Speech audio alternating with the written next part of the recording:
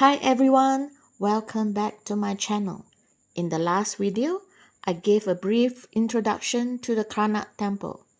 Today, I will take you inside the temple. Let's go! After security checkpoint, the first thing that comes into view is the first pylon. In front of the temple lie the remains of an ancient canal and quay. The low-lying area marks the canal, while the ram area indicates the quay.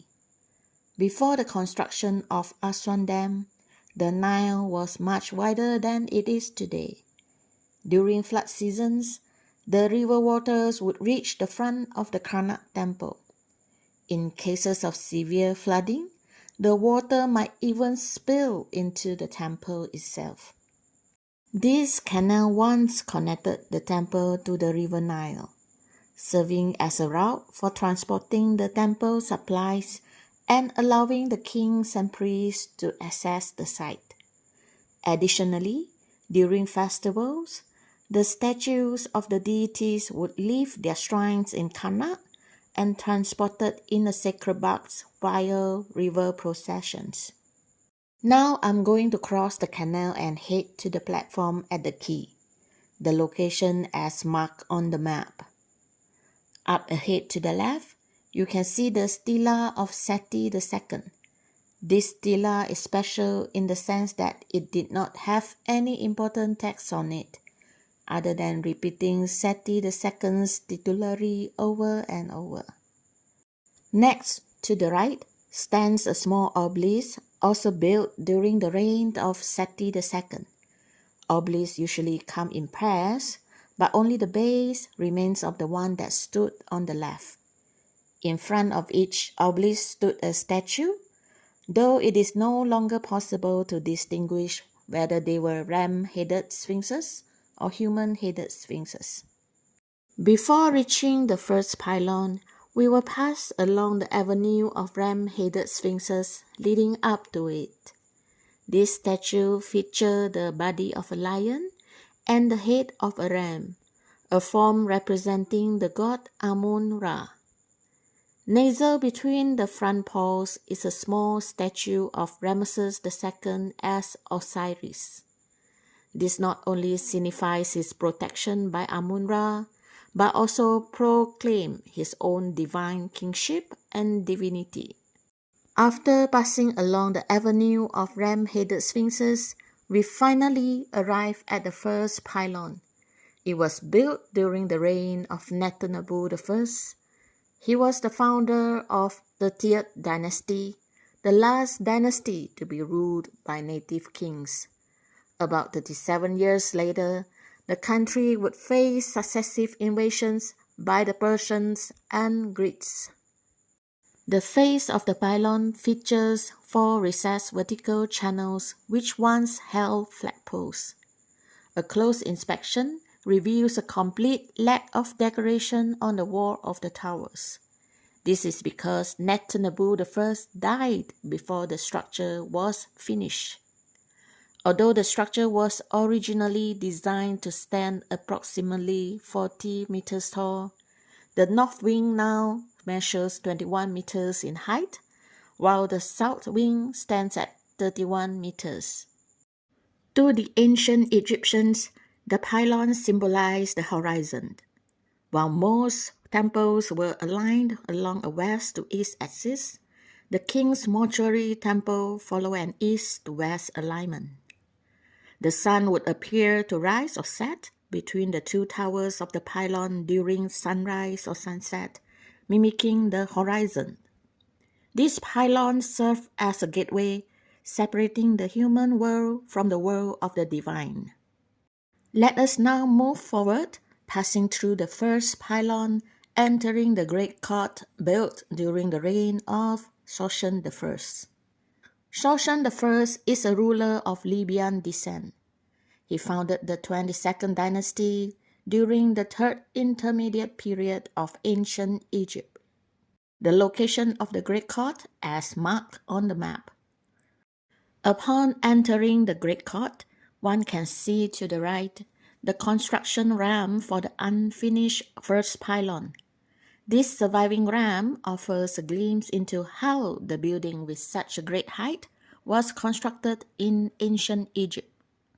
Within the great court, the building on the left is the bark shrine of Seti II.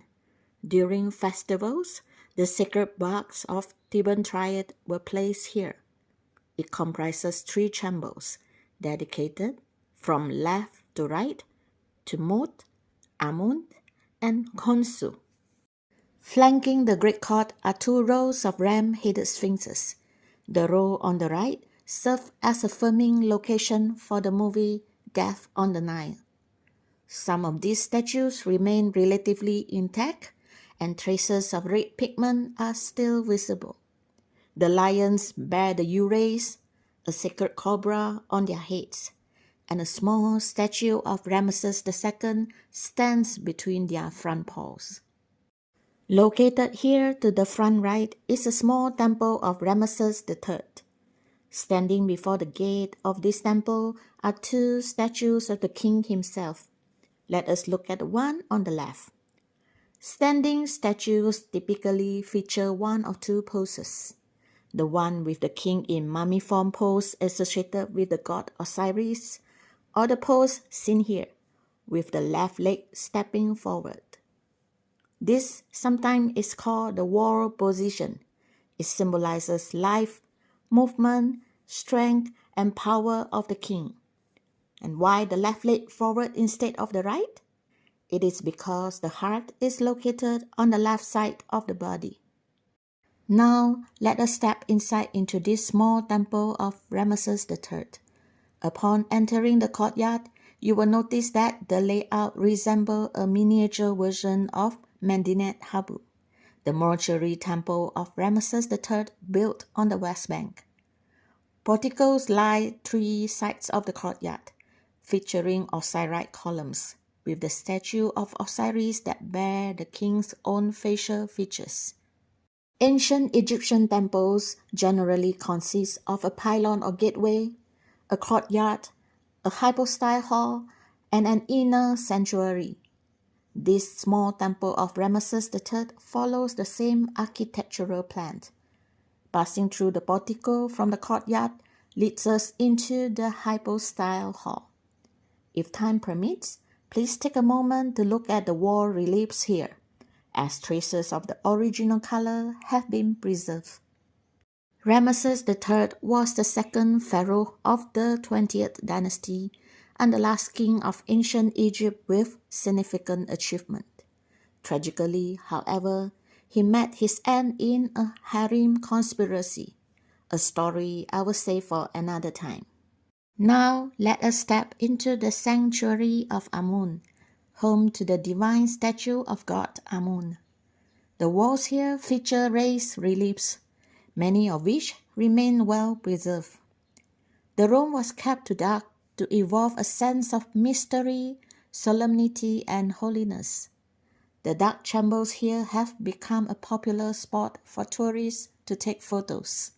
At specific period of time in a day, a beam of sunlight streams through a small opening in the roof, creating the impression of a divine light descending from the heavens. After visiting the small temple of Ramesses III, we return to the great court. Just before the 2nd pylon stands the Kiosk of Taharqa. Originally, this colonnade featured 5 pairs of columns supporting the roof, but today only a single column remains standing, while the others have been collapsed to their bases. Taharqa was a king of the 25th dynasty. He is a Nubian king from Kingdom of Kush, which had expanded their power in the land of Egypt at that time. In front of the Taharqa's kiosk stands an alabaster sphinx of King Tutankhamun. There is a hole on the head of the statue, believed to have held ointment that the king could use as an offering to the gods during prayers. Behind the kiosk lies the 2nd pylon. 3 statues stand before the pylon, one of which is currently undergoing restoration. The one on the left is the statue of Ramesses II, with his daughter Ben-Anta standing between his legs.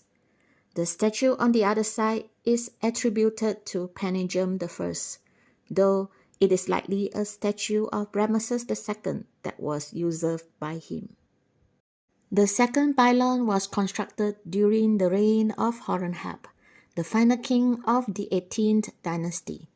He passed away before the decoration of the pylon could be completed, a task later finished by Ramesses I and Ramesses II.